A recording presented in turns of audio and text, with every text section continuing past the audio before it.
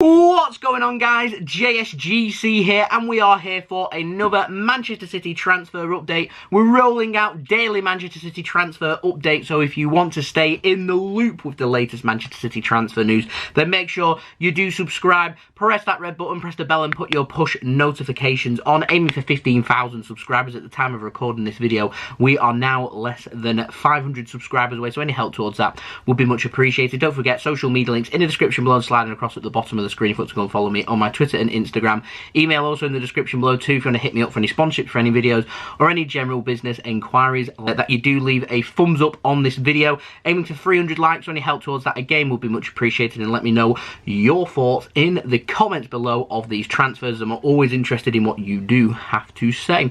This video is sponsored and brought to you by OneFootball. This video is brought to you by OneFootball. If you want to download the OneFootball app, all you need to do is press the link at the top of my description, which will take you forward to where you can download this app. The OneFootball app is extremely useful if you are a huge football fan just like me. It provides you with the latest footballing news, transfer news, and the latest videos as well. It is one source of information of where I get my transfer news from. It also allows you to see the latest scores with what's happening in the footballing world. If you just click on a game, including any Manchester City game, it will not only bring up the latest team news, but it will also bring up the latest statistics and keep you up to date with everything happening in that game. If you want to download this app, all you need to do is press the link at the top of the description to stay up to date. Thank you very much to OneFootball for sponsoring this video, the best footballing app out there. Make sure you do download the OneFootball app to stay up to date with the latest Manchester City transfer news, the latest news, and also the latest scores and statistics.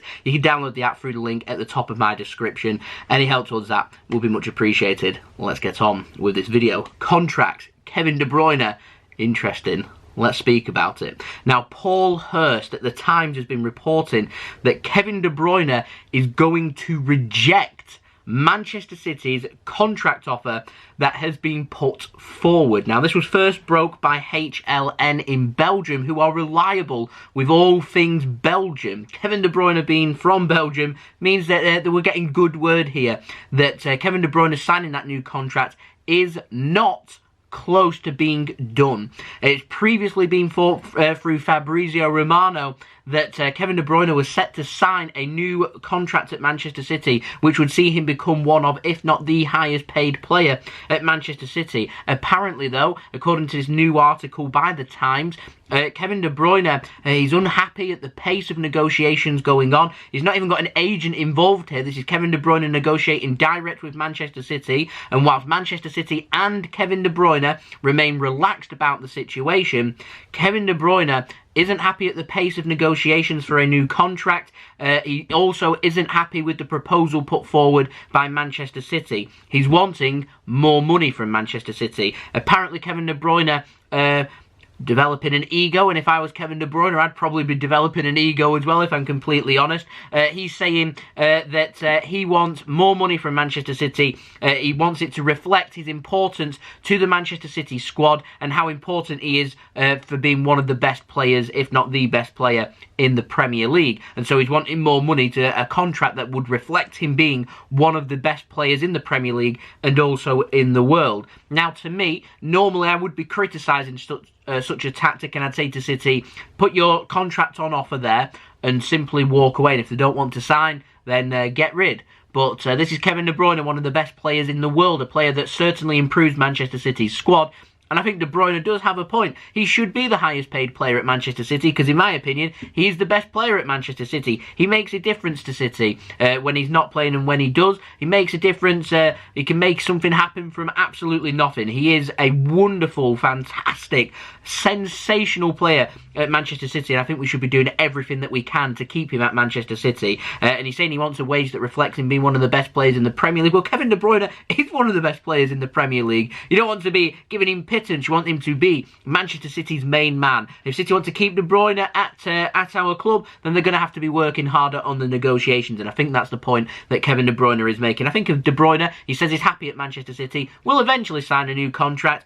We know that he wants to be captain at Manchester City, and that hasn't yet materialised. We know that Kevin De Bruyne wants to be one of, if not the highest paid player at Manchester City, which again hasn't yet materialised. So I feel like De Bruyne is wanting City to meet him halfway. Is Kevin De Bruyne being reasonable? Let me know in the comments below. Like I said, it sounds egotistical of what De Bruyne has done, but like I said, if I was Kevin De Bruyne and I was in the situation he was in, I'd be doing exactly the same, because you don't want to be one of them players that just settles for second best and just coasting along type situation. He wants a contract that reflects his importance to the Premier League and to Manchester City. And so that story, really interesting. I'm sure we'll have plenty of updates on that throughout January. Like I said, I would love to know your thoughts in the comments below. Now, moving on to the out, we've got a quick update on Phil Foden. He spoke with the Football Daily after the Chelsea game. Fantastic victory, by the way, by Manchester City.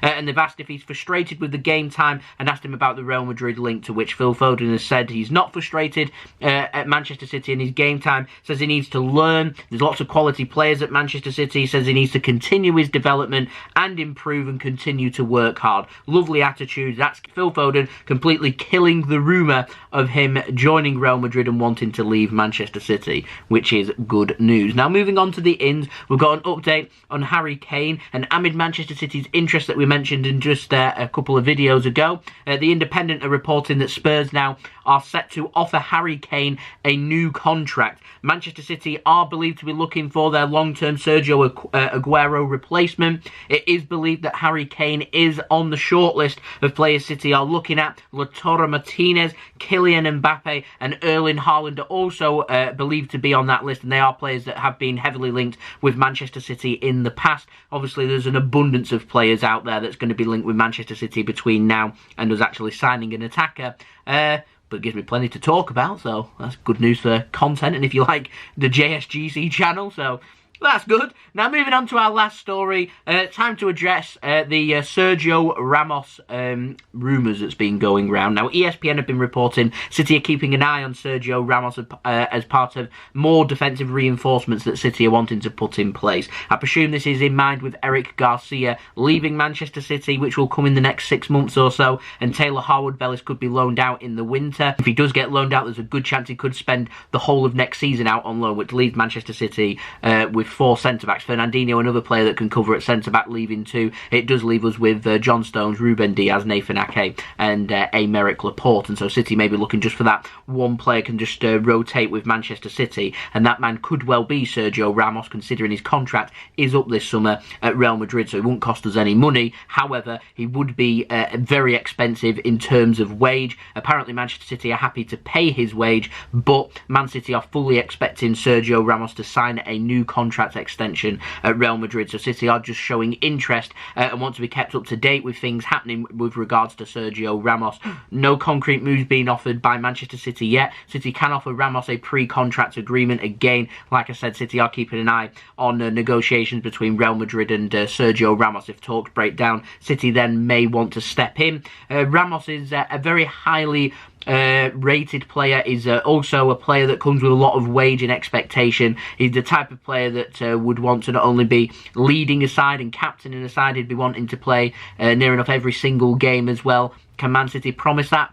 I'm not so sure that they could, but City are one of the teams that could maybe afford him. If I'm honest, I mean, I see Sergio Ramos possibly somewhere like Paris Saint-Germain, a club where he would vastly improve their defensive reinforcements, whereas with Manchester City, we've done a lot of defensive reinforcement, and it seems like this season anyway, City have got their defence right. So, will we make a move? That remains to be seen. I can see City maybe going for someone more inexperienced and younger, who's more raw, that City want to develop over 2 or 3 seasons. That's just how City normally operate. So we'll see what happens there if City do need to sign a fifth centre-back. I mean, we've got Harwood-Bellis that can operate that, and I'm more than happy for Harwood-Bellis to be Garcia's replacement, if I'm honest. Save some cash and pay extra towards an attacker, which is something that we do need. So that's just my thoughts anyway.